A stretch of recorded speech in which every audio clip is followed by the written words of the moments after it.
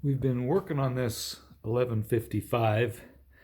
We've gotten into the bell housing here. We've replaced the rear main seal, took the flywheel out, had it resurfaced, put a new clutch disc in, clutch pressure plate, new friction discs in the multi-power in the transmission, and a new needle bearing in the back of the transmission. Currently we are working on the right rear brake. This is with everything removed here.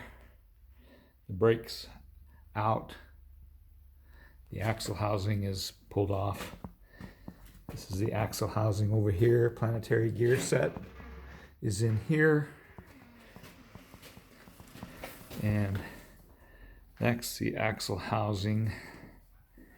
And here's a shot of our mechanic right here.